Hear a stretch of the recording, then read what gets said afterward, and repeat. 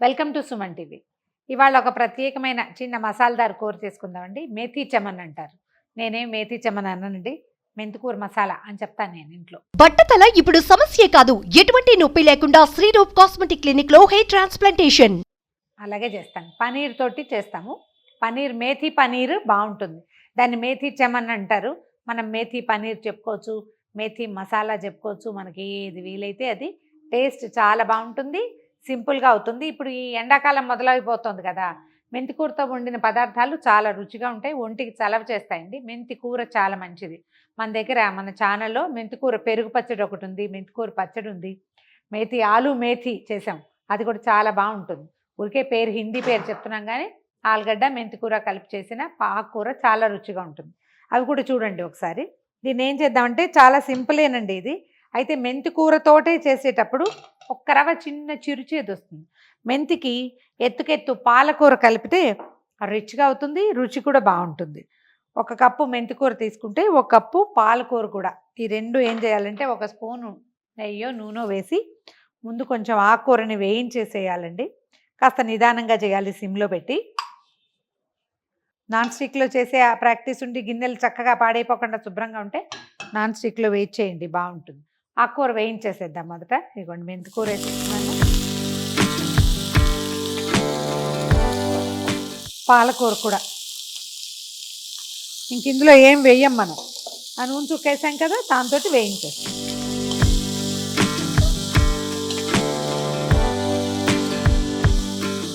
వేగిపోయింది చూడండి చక్కగా, ఇంకా ఆకుపచ్చగానే. ఈ వేగింది తీసి పక్కకు పెట్టేసుకుందాము.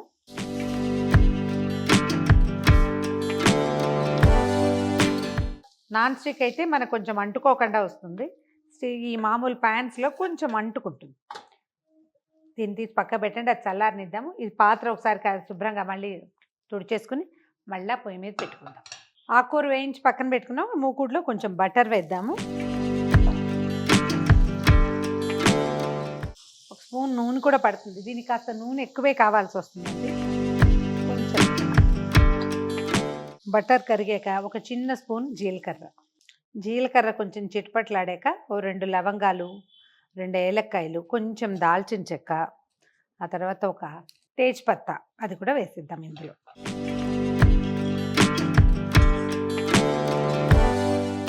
స్టవ్ సిమ్లో పెట్టుకుందాం. ఒక పెద్ద బౌలు ఉల్లిపాయలు సన్న ముక్కలు తరిగాం. ఒక పెద్ద ఉల్లిపాయ సరిపోతుంది.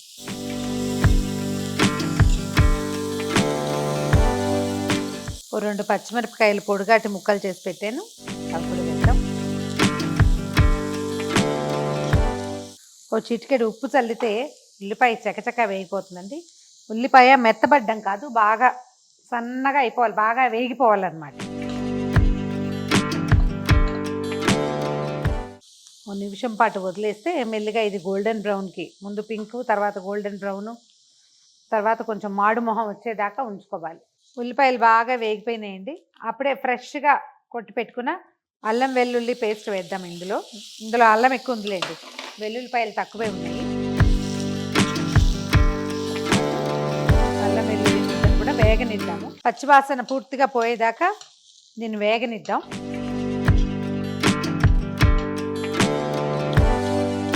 ఒక పావు టీ స్పూన్ పసుపు, ఓ స్పూను ధనియాల పొడి, ఓ స్పూను గరం మసాలా పొడి, కొద్దిగా చిన్న స్పూను మిరియాల పొడి. తర్వాత మన దగ్గర కనుక ఈ కాశ్మీరీ లాల్ మిర్చి లాంటిది ఉంటే చూడండి, అప్పుడు కలర్ఫుల్గా ఉంటుంది. ఒక స్పూన్ అది వేస్తే సరిపడగా ఉప్పు వేసి ఒకసారి మసాలాలు పచ్చివి కదా, ఇవన్నీ పొళ్ళే కదా, కొంచెం ఈ ఉల్లిపాయలకు పట్టి ఒక్క క్షణం వేగనిస్తే నూనెలో బాగుంటుంది.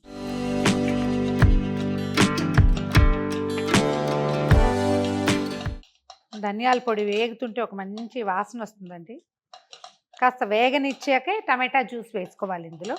నేనేం చేశానంటే టమాటాలు ఒక 3-4 గ్రైండ్ చేసాము, ప్యూరీ చేసాము. ఒకవేళ ప్యాక్డ్ ప్యూరీ మీ దగ్గర ఉంటే అది వేసుకోండి. చివరికి మళ్ళీ ఉప్పు చాలా తాలిందో లేదో చూసుకుని వేసుకుందాము. టమాటా ప్యూరీ పోసేద్దాం ఇందులో. ఈ ప్యూరీ చేసుకునేటప్పుడు ఏంటంటే మనము టమాటాలు కట్ చేసి లోపల ఉన్న గింజల పార్ట్ కనుక తీసేస్తే ఈజీగా గ్రైండ్ అయిపోతుంది, బాగుంటుంది. గింజలు కనపడకుండా ఉంటాయి. మనం తోలు కూడా తీసేయచ్చు, వేడివేడి నీళ్ళల్లో కనుక టమాటాలు పడేసామంటే చెక్కు వచ్చేస్తుంది. చెక్కు తీసేసి గింజల పాటు తీసేసి గ్రైండ్ చేస్తే ఇట్లా చక్కగా ప్యూరీ వస్తుంది. ఇందులో నీళ్ళు ఏం పోయకుండానే చేసామన్నమాట. ఒక 2 నుంచి 4 నిమిషాల పాటు టమాటా ముద్దను ఉడకనిద్దాము.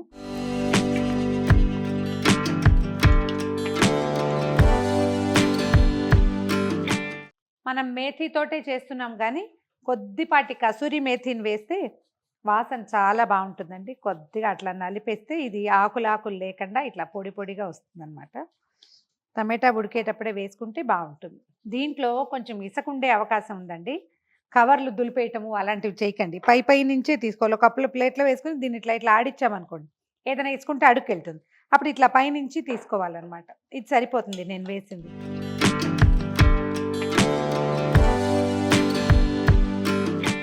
టమాటా క్షణాల్లో మగ్గిపోతుంది. మనం వేసిన నూనె కనిపిస్తుంది చూడండి, ఆయిల్ కనిపించేలాగా ఉంటే సరిపోతుంది.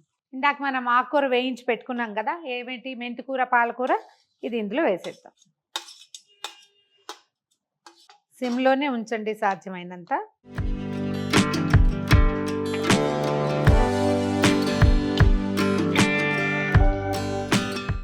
ఈ కూరని గ్రీన్గా ఉంచడానికి ఫుడ్ కలర్ యాడ్ చేయొద్దండి. ఫుడ్ కలర్స్ లేకుండా ఇప్పటిదాకా మనం వేసిన మసాలాలన్నీ ఒరిజినల్వి. ఇందులో ఏమీ ఆర్టిఫిషియల్ థింగ్ లేదు కదా. ఎందుకు ఒక ఆర్టిఫిషియల్ థింగ్ని యాడ్ చేసుకోవాలి అనవసరంగా? ఇప్పుడు ఇదే మనం తినే రకం కాదు, ఇదేదో కొత్త రకం చేస్తాం. అందులో మళ్ళీ విపరీత పదార్థాలు ఎందుకు వేయాలి? ఎలా ఉందో అలాంటి కలరే తిందాం, అదే బాగుంటుంది. ఈ ఆకుకూర టమాటా మిక్స్చర్లో ఒక చిన్న కప్పు పాలు పోద్దామండి. టమాటా ఏం అవ్వదు, విరగదు. కాస్త నీళ్లు కూడా పడతాయి. ఇది మనకి ఉడకాలి. తర్వాత ఏమో మళ్ళీ ఇందులో మనం పనీర్ కూడా వేసుకుంటాము. ఇంకొక కప్పు నీళ్ళు పోస్తున్నాను.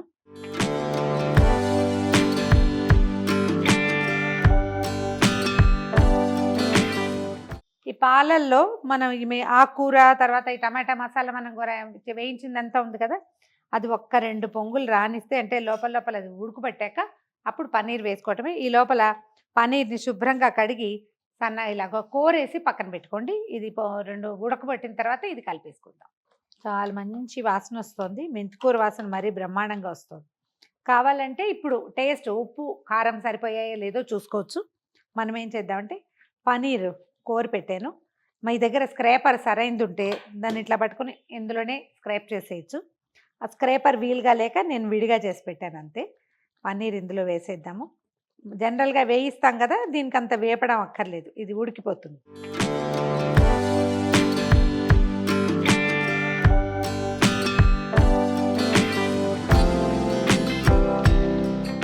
రెండు 3 నిమిషాల పాటు దీన్ని ఎక్కువగా కదపక్కర్లేదు. మనం జస్ట్ ఒకసారి పైకి కిందకి కదిపేలాగా కలిసేలాగా చేసేస్తే మసాలా మొత్తానికి స్ప్రెడ్ అవుతుంది. ఇది ఫ్రెష్ కొత్తిమీర వేసి ఒక 2 నిమిషాలు ఉడకనిచ్చి దించేసేయటమే. ఇంకా దీన్ని కదపద్దు కూడా, ఇదేం అడుగంటదు, ఏమవ్వదు. కూర ఒక రవ్వ దగ్గర పడ్డాక తీసేసేద్దాం. ఇది చల్లారిన కొందికి ఇంకొంచెం చిక్కగా అవుతుంది. పనీరు ఒక తడి పీల్ చేసుకుంటుంది కదా. ఇంచుమించు 200 గ్రామ్స్ పనీర్ వేసానండి ఇందులో. కావాలంటే పనీర్ క్వాంటిటీ కొంచెం తగ్గించుకోవచ్చు. ఎక్కువ పనీర్ వేసిన కొందికి రుచిగా ఉంటుంది. ఈ మేథీలో ఉన్న చిన్న చేదు ఉంటుంది కదా ఆకుకూరల్లోది, ఒక వగరు, దానిని ఇది డామినేట్ చేసేస్తుంది అనమాట. పన్నీర్ వేసేసరికి బాగా కమ్మగా వస్తుంది, ఎక్కువ రుచిగా ఉంటుంది. సింపుల్ అండ్ ఈజీ, చాలా రుచిగా ఉండే మేథీ చమన్ రెడీగా ఉంది. దీంట్లో చిన్న చిన్న మార్పులు చేసుకోవచ్చు. ఒట్టి పాలకూర వద్దంటే ఒట్టి మెంతి కూరే వేసుకోవచ్చు. పన్నీర్ కావాలంటే కొంచెం హెచ్చు తగ్గు చేయొచ్చు. ట్రై చేసి చూడండి. ఇది అన్నంలో కంటే కూడా రొట్టెలు పూరీల్లోకి, తర్వాత ఏమో ఏదైనా జీరా రైస్ బగారా రైస్లోకి చాలా బాగుంటుంది. ఎండాకాలం ఈవినింగ్ గెస్ట్లకి ఇది చేసి పెట్టచ్చు. వేడి చేయదు, చక్కగా చలవ చేస్తుంది, రుచిగా కూడా ఉంటుంది. ఈ వీడియో కనుక మీకు నచ్చినట్లయితే లైక్ చేయండి, షేర్ చేయండి. మరిన్ని ఇంట్రెస్టింగ్ వీడియోల కోసం సుమన్ టీవీకి సబ్స్క్రైబ్ చేసుకోండి.